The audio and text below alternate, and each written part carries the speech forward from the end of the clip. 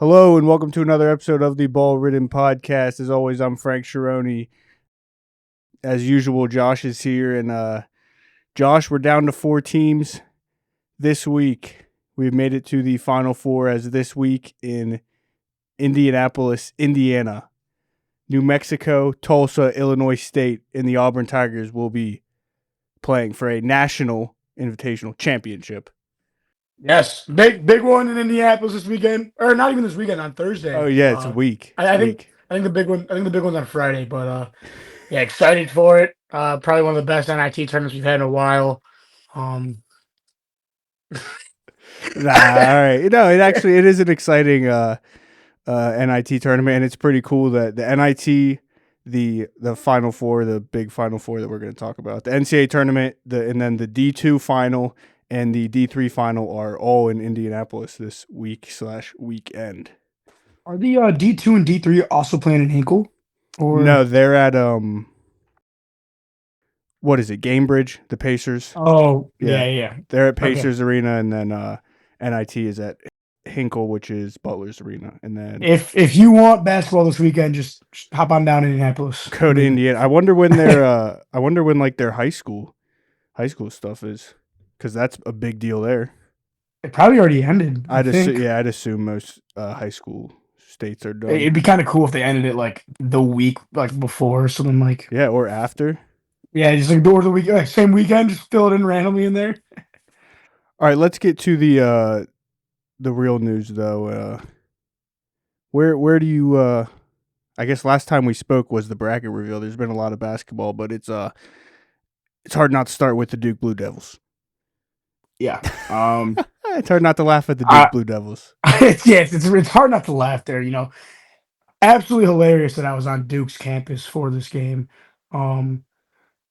It was one of probably the most unfathomable games. It's when you take the two probably most I would say memorable games from the last two tournaments, it's probably both the Duke losses. Easily. I think I think back, there's been your great comebacks. But I mean this felt worse, obviously being in the Elite Eight, than like when Furman gave that game up to was it Tennessee? Virginia. That's what everyone was comparing it to, but yeah, I thought this was way worse. Yeah, I think being in the moment that you're in, this was probably it was utterly embarrassing. I think that when you bad omen for Jon Scheyer. That it's got to be a little bit mental now for him going forward. That it kind of feels like that he could be that James Franklin of college basketball. You just can't get the big one. Are you donning Jon Scheyer the James Franklin of college basketball already? I mean, at this rate, what are you gonna do? Give him a better team? Yeah, the choking with the talent they've had. I saw some stat. They've had like 38 5-stars in the past however many years, haven't even played for a national title. The past 2 years, last year especially, with how talented those guys look in the NBA right now, to not win.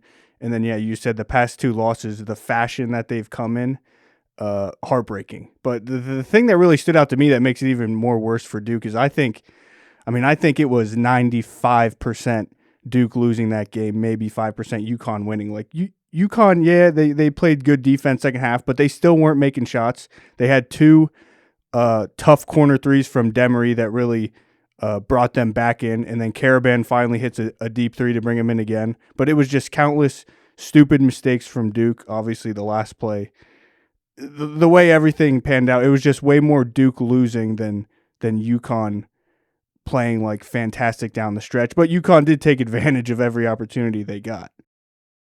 So, like, and this is like what's been crazy for UConn in its sense. Obviously, like, Hurley's up to his antics again. Phenomenal. I love it.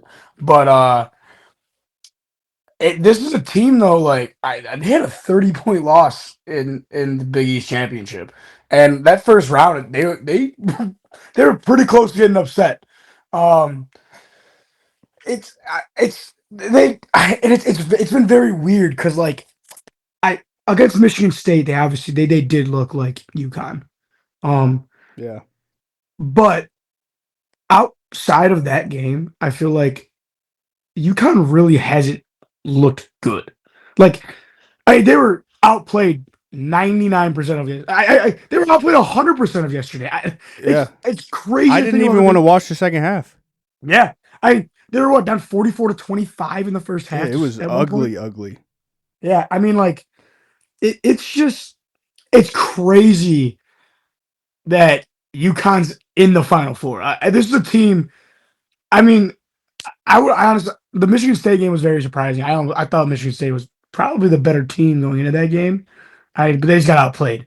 Um, it's it's just crazy to me that Duke didn't pull that one away. I mean, it's just embarrassing almost. UConn just doesn't go away, and I think I mean he is probably the not probably he is the greatest coach in the sport right now, Dan Hurley. But uh, everyone likes to say Tom Izzo is March. I think it's pretty clear it's Dan Hurley's month now because his team. I mean yesterday was the pinnacle of it, but like you said, they weren't playing that great coming into this tournament. They got smacked in the Big East final. The whole like Big East the Big East regular season game we were talking about, like they struggled against teams that were bad in the Big East, but they find ways to win like they did yesterday, and somehow, yeah, I don't think many people. I had them losing to UCLA. I think you had them losing second round too, and they just keep winning. And props to a guy who's really not getting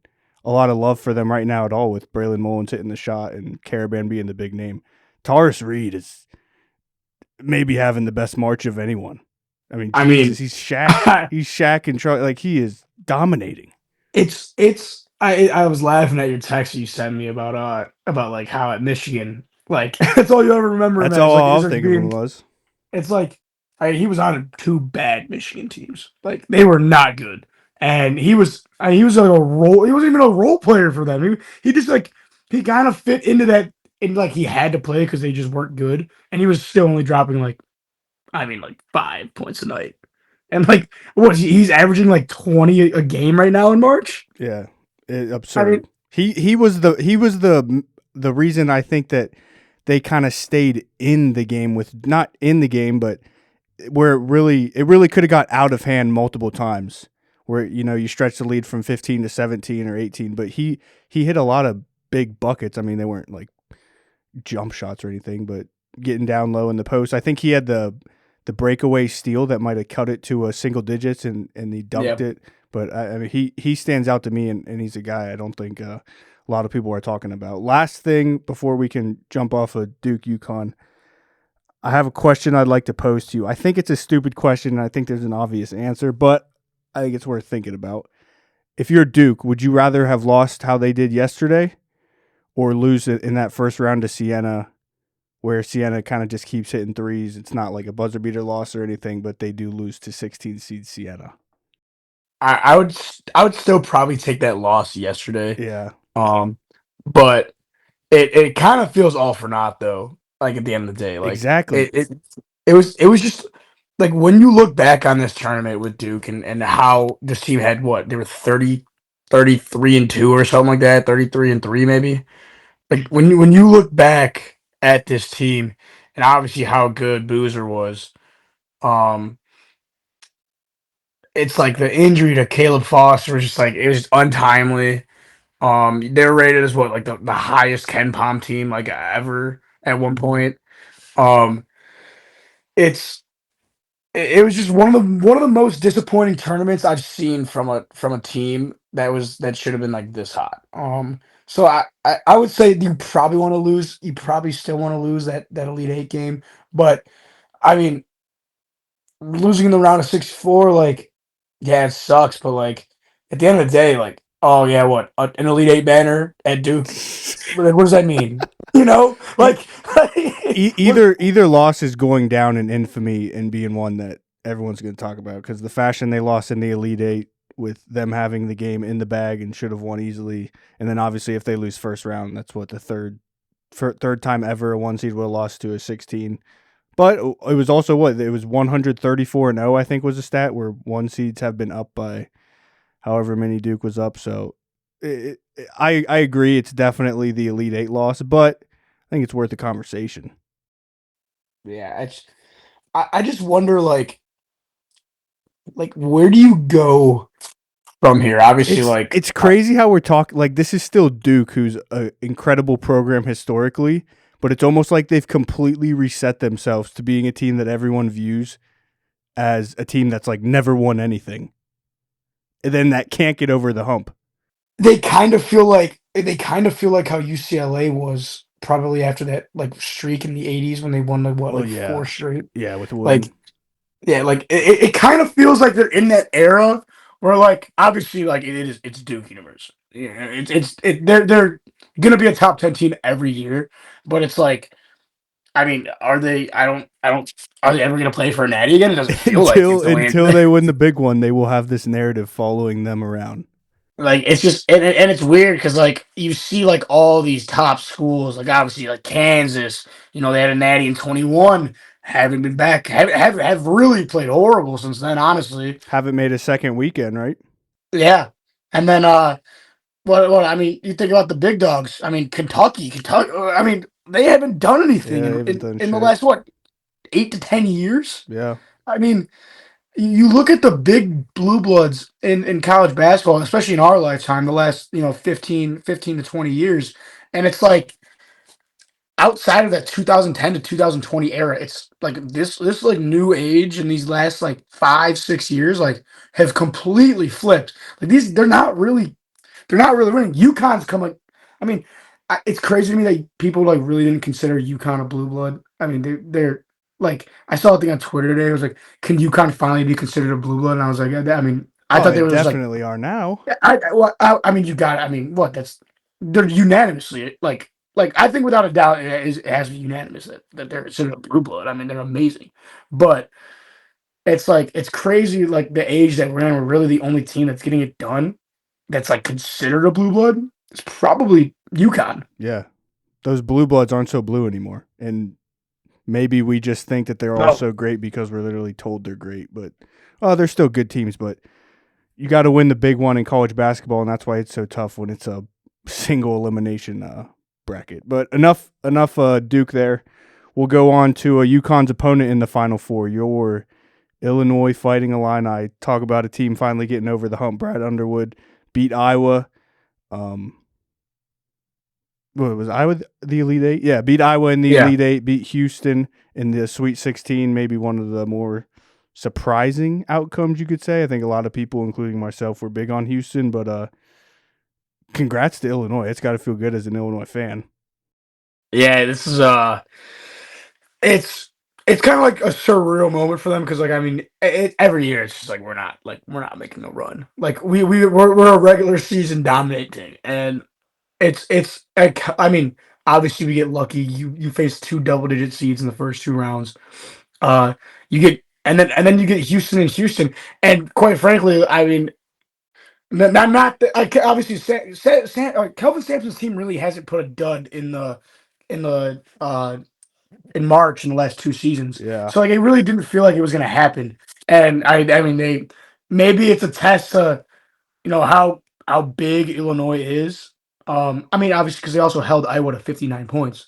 So it's like Illinois is a massive team. Like I think like I mean people don't understand this like Keaton Wadler's 6'6". He just looks like he's 6'3". Point guard. He looks like he's 6'3" because he's around everyone else that's 6'9" and above.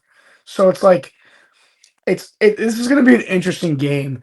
I'm concerned. I'm concerned about the mental block that like Dan Hurley has against Illinois. Like obviously they did beat him in Madison Square Garden earlier this year Yep. by like 12. 13 point win, but you did say it was an MSG. That's basically a UConn home game. Yeah, and MSG is historically really bad for Illinois. Actually, Illinois plays really bad in NBA stadiums.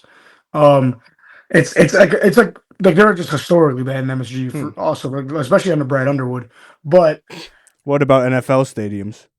I don't know. I mean, I guess we'll find out. But That game was early in the season though. Wagler played 13 minutes. right. I asked you the other day because I didn't even remember what were the expectations for Illinois before the season. I think you said like Sweet 16 maybe, but that was without anybody knowing anything about Keaton Wagler. Yeah, I mean, like I mean, you gotta think about it. Like, yeah, Kansas, Mr. Gatorade Player of the Year, but he wasn't even in the top 100. Like recruit coming out, uh, it's just like obviously last year you had a guy like Will Riley, and like Will Riley, like oh my god, he's like insane, and he's like one of the best freshmen that like Illinois is ever gonna have.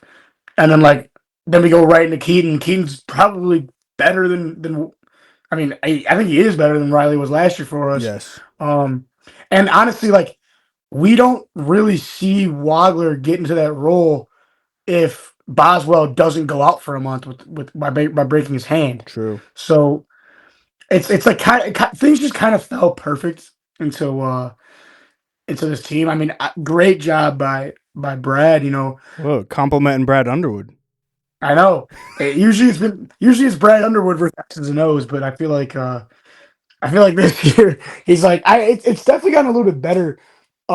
I mean, like Stojakovic again at the beginning of the year for us. Stojakovic looked like the best player in the country. He kind of was like average, like not average, but a good player for us. But he wasn't even starting for a little bit, and then now, I mean, he looks unguardable this entire tournament.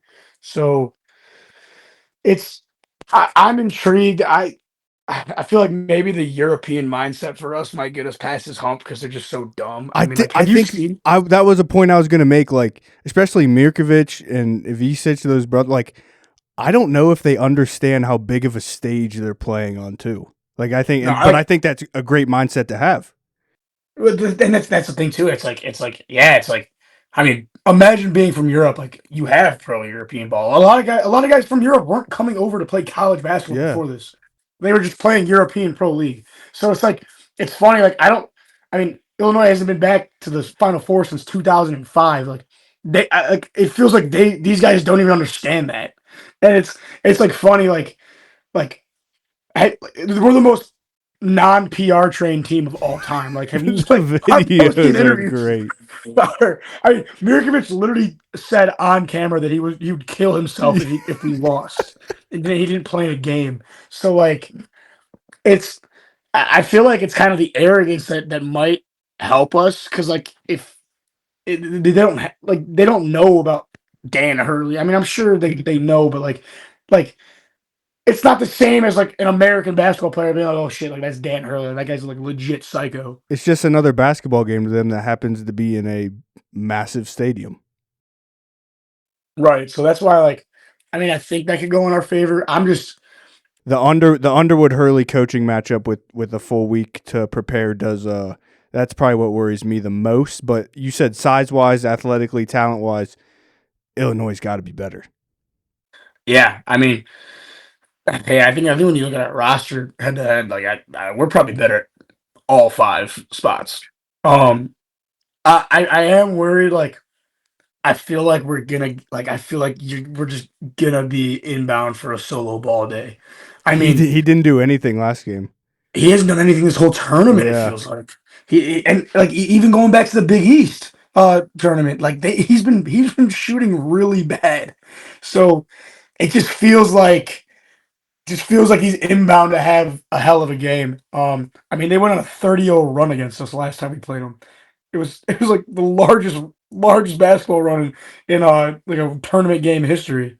I don't remember watching that game earlier in the season, but I did look at like the team stats and everything, and like the key stats, free throw attempts, rebounds, and turnovers were all literally like dead even or one or two off. Illinois just didn't shoot well. Yeah, I mean, and that's what worries me. Like it just feels like obviously I think the difference though is now with how well Stojakovic and Keaton can get to the lane anytime he wants to. So that really helps. The biggest factor for how Illinois is going to play, in my opinion, is going to be what Kylan Boswell can do. I think if Boswell shoots the ball well, I think Illinois could win this game probably like pretty convincingly. Um, I think in my opinion it's just going to be how like what Boswell does because I think a guy like Keaton I think Keaton might struggle just being in that position. He's a freshman. Um, It's a Final Four. It's a massive game.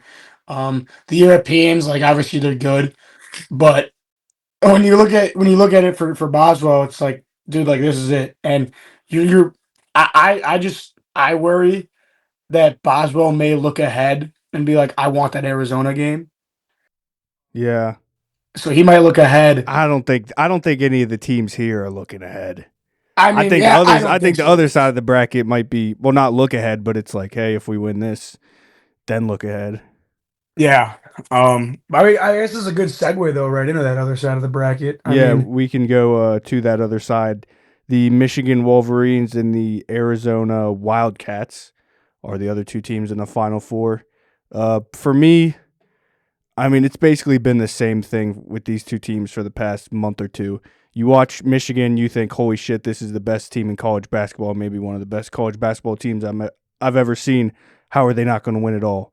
And then you watch Arizona and you say, holy shit, this is one of the best this is the best team in college basketball, maybe one of the best teams ever. How are they not going to win it all?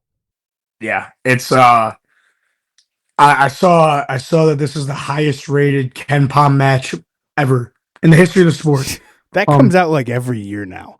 I'm getting a little no, but tired of like this Kempa. Every year I it's the mean, I best mean, team yeah, but ever. but Maybe these stats are getting a little inflated by Mr. Ken Pomeroy. I mean maybe, but No, yeah, these like you teams said, are absurd. like you think about these teams, like I, they haven't even. I mean, like we're talking about in the Final Four, and they haven't really struggled. Michigan obviously plays horrible, not horrible. I mean, they just don't care in the first half, and it feels like that first 5 minutes of the second half, Michigan is actually remembers that they're just way better than everyone else, and then they go on an 18-0 run. I mean, I have the scores right now of Michigan games. I mean, Michigan what was up 50-46 against Howard in the first half, and then they end up beating them by 21. Yeah, that doesn't really count because it's Howard. But St. Louis played with them for a little bit first half, but there was never a point where you're No, like worried. Bama was shooting very well, and Michigan was playing like shit. Ade Mara looked terrible in the first yeah, half against Bama, but Michigan they were up at half, right? no, Michigan was down 49-47 at Okay, half. but they made it close and then blew them out. Like there They hasn't. win by 13. Yeah, they've looked bad at times, but it's never to a point where you're like worried. Now, is that you No, just mentally were like, all right, we know we're going to turn it on, but what happens if they don't turn it on? I don't know, but I do think I think we get both teams at their best. I hope we get both teams at their best. yeah, I think yeah, it'll be hard. I mean, just the way both teams are playing, like I feel like you're gonna get them at their best. I was very surprised. I did think that Purdue Arizona game was gonna be a lot tighter, but it just it kind of just felt like Arizona's overwhelmed Purdue. Same thing, yeah. They turned it on like Michigan has done, and once both of these teams turn it on, it looks like nobody can compete with them. So I hope we get to see both of them with it fully turned on. To me, one thing that really sticks out in this game, both teams have star players, but they're pretty well-rounded teams overall. You know what you're going to get from the star players, Yaxel, Burries, Koa Pete. I think this is a game though where we see a lesser known role player like have a night and maybe be the reason that their team wins the game.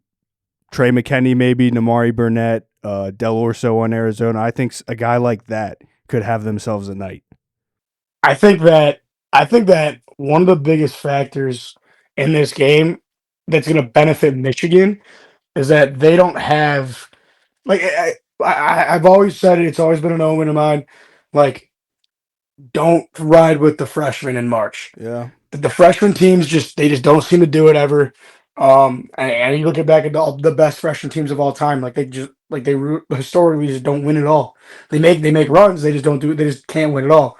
Um, so I think the fact that everyone on Michigan is kind of older, that's their main guys. I feel like it's gonna be Michigan. There's gonna be a moment in this game where like under 6 minutes, it's gonna be a tight game where just one of those older guys on Michigan, I just feel like is gonna take over. makes that's when you want your older guys, when you need winning plays down the stretch. Right. And I mean Yaxel's been playing Out of his unbelievable. mind, yeah. Um that's I don't know how Michigan or Arizona's gonna counter Axel. I really don't. He's Would be Koa Pete on him probably. That's who I think it's gonna be. But like, would you want to go a freshman on Coa, or would you want to go a freshman on I don't Yaxel? know. Yeah, I don't know. Like, that's what's struggling. So I don't know. And where's Tommy Lloyd's mind? He's allegedly 1 foot out the door. Possibly. We saw how that went for some guys in college football too. Not really well. Yeah, I mean, and that's one thing. It's crazy to me that he's not considered like he's not like when you look at the names in college basketball. Obviously, like his name comes up now, as one of those guys that's going to take one of those top jobs. But like he's been good forever. Well, He's been a he great coach. he faced the narrative of not being able to get over the hump. Right. I think we need to have a conversation about how much like the general public puts on not being able to get to like win the big one when you still like win. I don't know, I just think we put too much. It's stupid to say, but we put too much emphasis on winning and losing, Yeah. which sounds so stupid, but it's just hard when you know you got a 64 team tournament and only one team ends up winning. But yeah, what Lloyd made or couldn't make an Elite Eight or Final Four with Arizona. He's made like 3 straight Sweet 16s or whatever. But it's just the Right. emphasis we put on not being able to win the big game is I mean, massive. that's what we always like. Like the joke is Rick Barnes between us two. Like Yeah, Rick Barnes, obviously great coach. Like, is he going to be a Hall of Famer? I don't know. Probably not. I mean, he what he did he ever make a Final Four? he did with Texas. Oh, okay, that's what it was. Yeah, but it's like so you look at stuff like that. Like it matters to a degree, but and then it's crazy when you look back though, and it's like you see. I mean, you think you're like Coach K and John Calipari. It's like these guys have championships on championships, so it's like it, it's tough. I mean, But then there's Izzo who has one, right? and he's seen as like a god. Yeah, but I think that's more of because he's done it Yeah, it's like in Michigan. like Sweet 16s are like automatic there at Yeah, it's Michigan like State. and the thing with them is like it's not. I mean, like it's the reality is if you were to take away Izzo from Michigan State, like that program's probably just like Rutgers, in my He's opinion. consistently doing more with less. Exactly. So it's like I don't know. I like that to me is a little bit different than when you look at like the guys at Duke or like at UNC. I mean, what Hubert Davis won a Natty, right? Nah, he got to a natty. Oh, he got to the Natty. That's what it If was. he won one and then, which I mean, it's still absurd that he got fired. What 3 or 4 years removed I think it was 4 years. Yeah. from making a national championship. But yeah, he didn't win. He didn't win the national championship. If he did, it probably would have saved his job. But who knows? It's all about the big one. Yeah. I'm gonna be. I mean, going forward too, it's gonna be interesting when you look at a guy like Ben McCollum because like when you look at Ben, it's like if you're I, like you if you know basketball, like you would consider Ben McCollum a top 5-10 coach without a doubt. If like I don't know if a school like Kansas, Kentucky, or like I don't know any other blue blood would go after a guy like him just because he's not so popular he's not a popular name right now. I mean, Yeah, after this tournament, obviously he's going to be a popular name going forward, but like down the road, he kind of feels like if he stays, he can be like that Izzo type of guy. Like he's gonna win a lot. He's obviously gonna win a lot at Iowa, and he's gonna make Iowa a consistently top 10 program in every single season. But like, I don't know if Iowa can retain him. I don't know how that's gonna be. I mean, that's the thing though. It's like, I mean, if Ben McCollum doesn't win a national championship going forward, he's still probably going to the Hall of Fame just from what he did in the Division Two. yeah, and like what you said with Izzo, he's a guy who's doing more with less. It's also a whole nother conversation we could have. Like, how good are these coaches like Cal and Coach K, who are literally they're just recruiting, they're getting the top players, they're getting the best talent every year. But what are they doing X's and O wise. Now, yes, you still have to, mold those guys and create a team, but it's just, I don't know. It's a very interesting point when you look at coaches and who's the best. Man, we really got away from the Final Four there, didn't we? Yeah, we did, but what back, matters is coaches. back to the Arizona Michigan game, real quick. I kind of hinted at it. I do worry. Everyone's saying this is basically the national championship. I mean, I think it is. I think these are the best two teams. I do fear a letdown though when whoever wins this game thinks, all right, we already won it. We got a cakewalk in the final. That does scare me, especially as a Michigan fan, if Michigan were to win. Yeah, it's. I think that I don't see. I feel like the championship feel would benefit. Or would if Michigan wins this game, I feel like they're going to go into the Natty thinking we have a national championship because they already did beat Illinois and they are a better team than UConn. Um, if it's Arizona, I feel like because Arizona hasn't seen either team, right? They never played UConn, right? No. Like I feel like maybe it might benefit. I think the worst case scenario is Michigan wins, like Michigan beats up on Arizona or win like that, and this could be a concern one. Like if Michigan beats up on Arizona and faces Illinois, I would be terrified. In their mind, you're probably thinking like, oh fuck, like we just won the Natty, you Yeah. know, like we're gonna win the Natty by 15 points against Illinois. Yeah. So like that's I feel like you definitely want a closer game. Oh no, shit! UConn and Arizona did play. Did they? UConn played everybody in the non-conference. What was that score? 71-67 Arizona. God, yeah. I mean, like UConn played BYU, Arizona, Illinois, Kansas, Florida.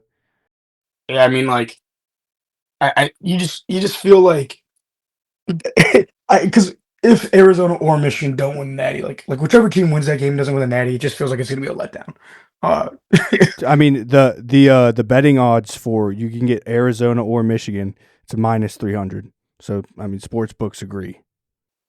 I mean, like, and that's just insane. Like, what? It's a pick 'em right now, and the Natty probably, I mean, it's probably a 6.5 point spread in the national championship, regardless who they play. So, yeah, I don't know. Like, it's, I mean, that you just, in my opinion, you want the game close in the semis because, like, you want it to make it feel like, oh my god, like we are beatable. Yes, to keep them like mentally, I think that would keep them mentally more locked in. I mean, it shouldn't. You'd be playing for a national championship, but you just never know with college kids and the way the media has talked about this game and is going to hype up this game as the national championship. Basically, it could really get to your head and be a prime letdown spot. It feels like those like SEC championships. Back when it was like a 4-teamer and it was like Alabama and Georgia every single year, and the loser was maybe gonna miss the playoff. Like they'd be like, "Oh, these are the best two teams in the country. Whoever wins is probably gonna go on the run." Like you think about that last year, the 4 team, Georgia was undefeated going into that game, and then they missed the playoff entirely. So it's like you think about that. It's like, and what? Alabama didn't even win it, did they? No. Oh. So like that's what's like weird about it. It's like I don't know. They are the best two teams in the country. There's no questioning that. But yeah, a blowout here could probably blow up your head a little bit too big. I don't know. All right. Who's your national championship matchup? Who's your national champion? Yeah, Michigan, Illinois, and I'm going Michigan over Illinois. Oh, come on. All right, I'm going Michigan, Illinois. I'm picking Illinois. Screw you. I'm surprised. This is the first time you've been high on Illinois, though. You did the little turnaround, speak negatively about them all tournament, and they showed up. So I'm surprised you're picking them here. I just, I just don't feel like. To me, Illinois hasn't like they've looked bad, but like UConn this season has been very bad. Yes, and big games especially too. That's why I'm shocked. I mean, they didn't show up in the Duke game. They didn't show up in the first half. It was the same exact thing as the as the St. John's game in the Big East final, but Duke ended up giving them the game. So, I mean, we've seen them not show up in big games multiple times. I could very easily see that happen, and Illinois is a team that could jump out to a 20 to 30 point lead. That's my thing. It's like I like when you look at those games, it's like it's not the teams beating UConn. It's like UConn just gives teams these games because they just play horrendous. Like it's like yeah, St. John's obviously Patino has a great defense. Like he knows how to he knows how he can shut teams off. But like you look at those games, like when you actually were watching those games, like UConn looked bad. They Like, had multiple times in that Big East championship where they just like threw the ball either right to St. John's or just threw it out of bounds because a guy wasn't where his teammate expected him to be. right, and that's like what it looks like when you like they looked like that against Duke. Mm-hmm. And so like when I think about that, it's like when you look at Illinois, it's like they have it like they've lost. They have they have losses that they shouldn't have lost to, but like they just to me feel like a more complete, maybe resume wise, I would say team. Um, For and sure. a little bit. And I think what's more attractive to me about Illinois is that they did get all those losses out a long time ago. Like UConn did just recently lose in the Big East championship. So I mean, like obviously, like Illinois, they lose in the Big Ten final, or in the Big Ten like tournament, but like, it was a close game. And it's it sucked. Like you lost your first game. Yeah, or did they win? It was the first game, which goes against that stat where like no national champion in the past Yeah, however many years has ever lost their first conference tournament game. yeah. So I mean, stuff like that to me is like that stuff's not important to me. It's just like I just feel like when you like I mean, is I want to look at a stat like. Has there been a stat of a team even making the national championship after they lose their conference championship by 30 fucking points? That's a good. So, That's a good point. That's a good point. We'll need to look into that. so like that's so I mean like that's why I'm not concerned. So it'll be interesting. Everything roster player wise and on the court screams Illinois, but it's Dan Hurley this time of year. You can't count them out. No, but I that's the thing. I think we are better. I think we're a way different team than we were when we played them the first time. Um, and other than that, like when you look at the other side of it, I think, like I said, like Michigan seniors, I lean on the seniors over the freshmen, and then head to head in the Michigan Illinois game. I mean, you guys came into Illinois, beat us already. Um, Granted, a lot of teams did that actually for just no reason, but oh Pretty handily. yeah, like, and that's the thing. It's like I don't think. I just think Michigan's a little bit too good. I think Dusty May's too good of a coach too. Like I think if you were to put Dan Hurley on Michigan's team, like if all those Michigan guys are playing for UConn, like that team probably beats us by 25 points. Like I'm gonna be honest, like that's what it is. I don't think Brad's that good enough of a coach uh to like in game adjustment wise for us to win this to win a national championship. Well, I'm picking them because you're picking Michigan. So one Yeah, well, one more point about you talk about freshmen. I think it's fascinating this year how we talked about you know the insane freshmen all over college basketball. But when it came down to it in this tournament, you look at these Final Four teams. Yes, Illinois is led by one freshman, but he's not like the sole guy. Michigan, you said their experience. They do have a stud freshman, though, Trey McKenney, who is an incredible role player. Arizona, they have Burries and Pete, who are probably their two best players, but they're such a well-rounded team outside of that that they're not leaned on too much. And then UConn, they have Mullins, who really hasn't shined this year, but he is a stud freshman, but surrounded by good guys. I think this year goes a long way in explaining and showing how to build a roster where you don't want, Peterson and DeBonsa were probably the best freshmen, Michael Brown, but you don't want them to be your entire team. right. And I mean, that's what's interesting going forward. It's like, I mean, look at like we said, look at Duke. They've gone out and all these. They get the top freshman every year. They don't win. They don't win anything. Crumble. Uh, yeah, it's it's really, I mean, like, have you seen like the stuff where it's like, oh, look at these Final Four teams like rosters and where all these players were came like where they first started at, Yeah. and it's like none of like you couldn't even tell like any of them. Um, like it was like a blind sheet of paper, and it's like you try to guess which teams are which from like players that where they first started at, and like you couldn't even like tell. Um, Well, shit, you do that for every team in college basketball. well, right, but it's like it's I mean, it's just interesting. Like, I mean, like Elliot Cadeau transfer to Michigan was crazy. Like that was a crazy transfer. Um, but I don't know. It's to me to me. Do you think though? I feel like maybe it's just because we're Midwest people, but I feel like Arizona, which is always just considered like, oh yeah, like they're just the best team in the Big 12. They're a top two team, maybe probably top one, and they're just better than everyone else. I feel like I've seen a lot more Michigan basketball, and maybe that's just because of the Big Ten. Maybe Yeah. that's just because of like stuff like that. But I feel like Michigan has gotten a lot more like national attention, how much better they are than teams, rather than Arizona. Like Arizona has always like Arizona like since like the first weekend, it was like, oh, this is a top two team, and then like and the same thing for Michigan.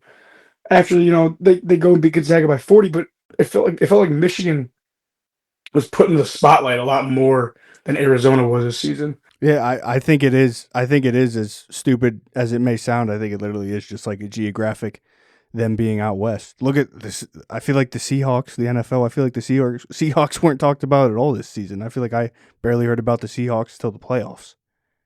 Yeah. Um, I mean, I guess like Michigan kind of has to beat Arizona because no teams out. Was it no teams out west of like That's another one of who's the those who's, stats. Yeah.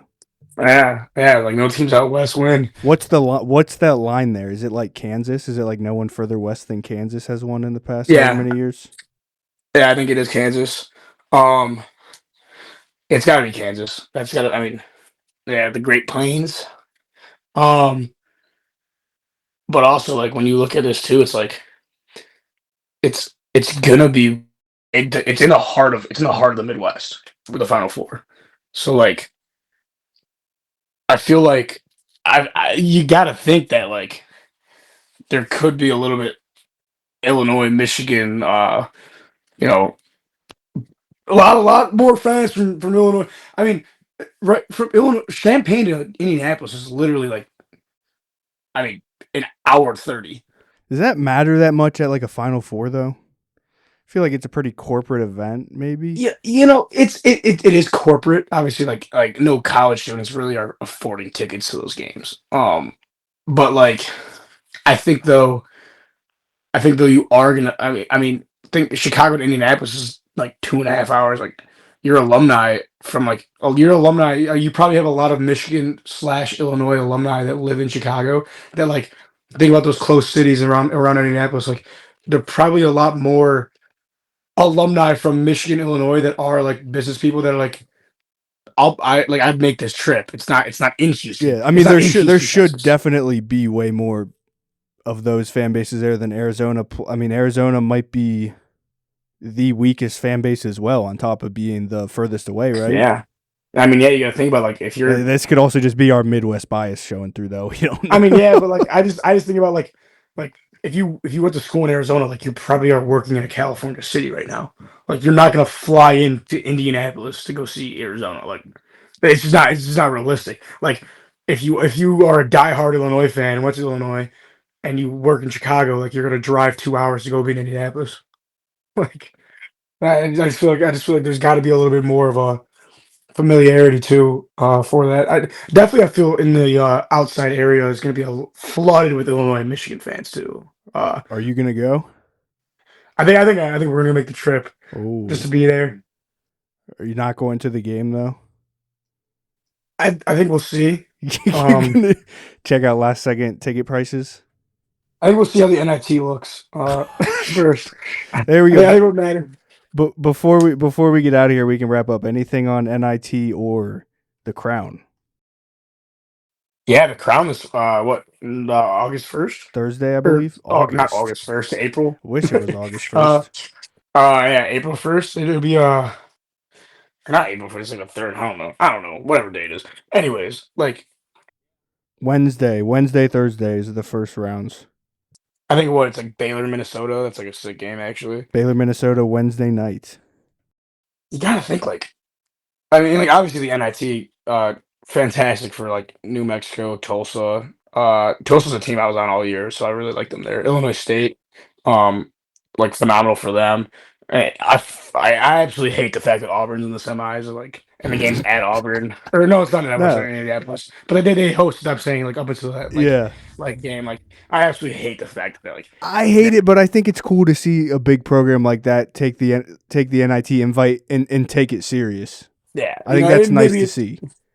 maybe it is good for Stephen Pearl too. Like so.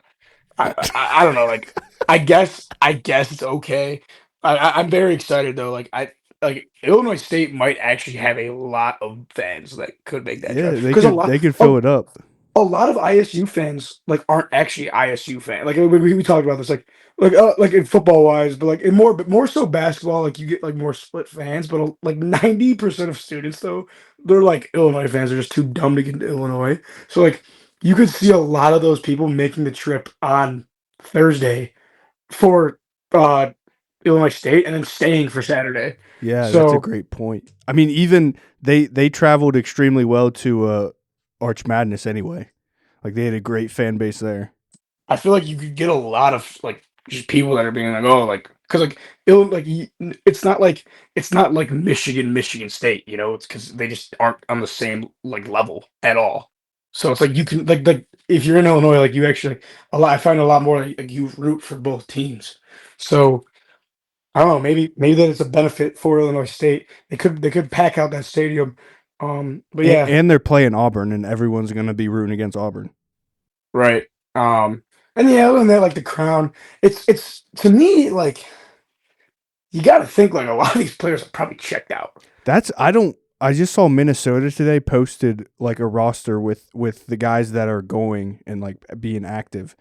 So it'll be interesting to see how many of these teams, are either checked out or players literally. I guess they could opt out probably. I mean, yeah, like I feel like you probably know by now if you're transferring. like like it's probably not a secret anyways. Like your agent's probably been talking to the NIL people at the school and like being like, oh, like yeah, we're not coming back or whatever. Because like that's the new thing now is like they post you coming back, which is just ridiculous. But I'm back. um, You don't like the I'm back post? only from Valpo. That's the Yeah, only ones I exactly. like. That's what I was thinking But of. but yeah, it's like I feel like the crown. This is just way too late. It's just like way too I late. was gonna say the same thing. I don't remember it being this late last year. I think it is way too No, late. this is. I've been like, what? They're playing them all like back to back. Like, Yeah, I think it's Wednesday, Thursday, Friday, Saturday, or something. But yeah, it would have been nice if it was like what if it was in between the round of 32 and the Sweet 16 that week where we didn't have anything Monday to Wednesday. That would have been perfect. But I feel like they released the bracket like a month ago, yeah. and they haven't played at all. I mean, like, yeah, like you gotta think like imagine like your coach held you like, and what's like, like you probably want to enjoy like spring break if you're like a college kid. Like, Nah, yeah, these players might be pissed. I'd be pissed. I'd be like, dude, like we're 15 and 16. Like, I don't give a shit about this tournament. Oh, Like, it was fun last year. I feel like, but that was Nebraska was fun. But there's a good amount of big name brands in it. yeah, they did do a really good job at polling like I mean like Oklahoma, Baylor. I guess like Minnesota I'd still call relatively big. Rutgers, Creighton, Creighton. West Virginia, Stanford. Who's coaching in Creighton? Is he? I thought the same thing. Don't think McDermott would. I didn't look into it, but I mean, that's kind of like a shitty way to go out. Like, like if I was McDermott, I'd be like, yeah, like I'm not gonna be known for my final run you of wouldn't the want to go crown. out with a crown title. I feel like you go one of two ways. Like I feel like one, it's just kind of like it's kind of embarrassing though. Like oh, like I'm ending on a crown. But two, like it could also be like the most fun he's ever had coaching. Because he's so laid back, like he knows this is it. says he plans to retire after the team's final game in the Crown, so we will get the McDermott swan song in Vegas. Likely, it sounds like that'd be hilarious if he goes out with the crown, holding up the Crown trophy.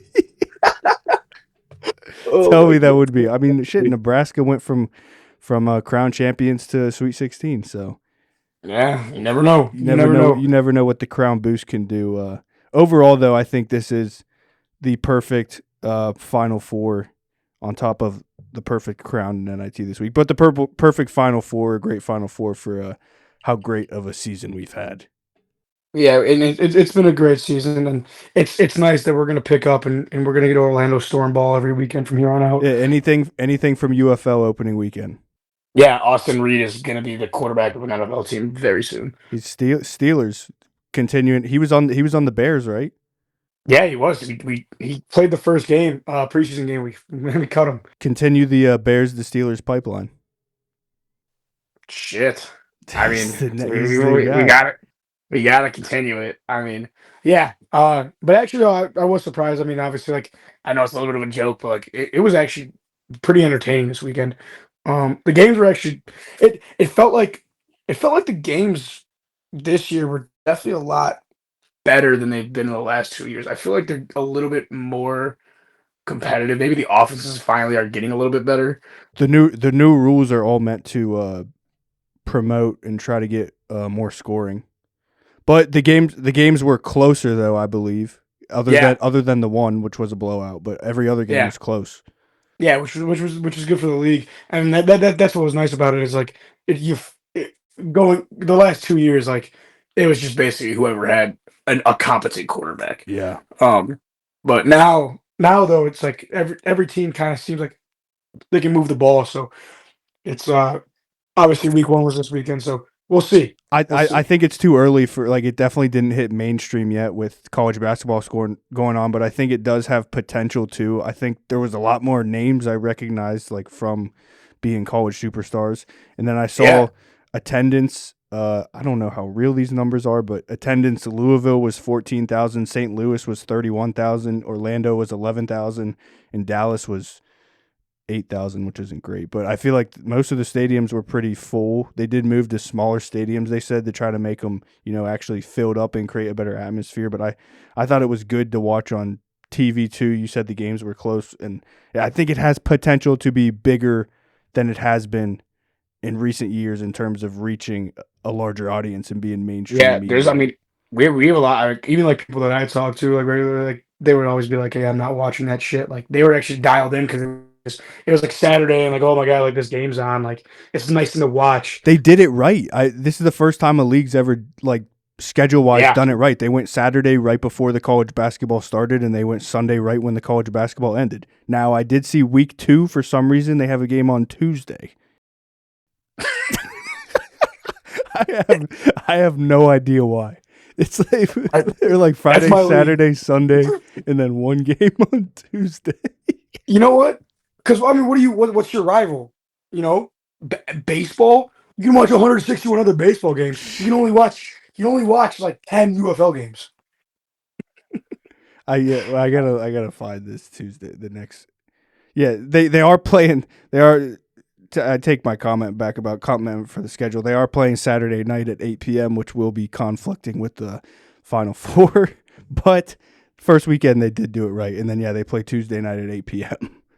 I feel like though you kind of like last weekend, like they actually did a good job of scheduling. Like you got to think though, like they kind of know that they're not gonna get any viewers. Like their viewership's got to be down regardless because just of what this weekend is. That's true. So, yeah, I mean. Good for the league, though. I mean, the Battlehawks have been 31,000. That's like a fan base that's kind of like awesome. So, yeah, they filled up that lower bowl. Yeah, it's like crazy. 31,000 to him. I don't know. 31,000 seemed like a little bit of a stretch to me, but it was a good crowd. Yeah, I mean, what DC wasn't home though, so DC's home this weekend, I think. Yeah, and Columbus debuts this week. Yeah, so I mean, be interesting. Make sure you get your eyes on the UFL. Yep. All right. Anything else before we finally actually get out of here? Go Illini. Be good weekend of basketball. Yep. Go Blue. Enjoy the Final Four NIT. Watch the. I was looking for it today. The rosters haven't come out yet, but the college basketball slam dunk and 3-point contest. It's always. I forgot. Yeah. It's like Thursday or Friday. The slam dunk contest, as much as the NBA one has sucked, is normally pretty entertaining. Especially if they very entertaining. If they can pull Coe and Carr, that would be electric. So watch that if you can. If those, I haven't seen the rosters yet, but it should be good. All right. Thanks for listening, everyone. Josh, thanks for joining. Peace.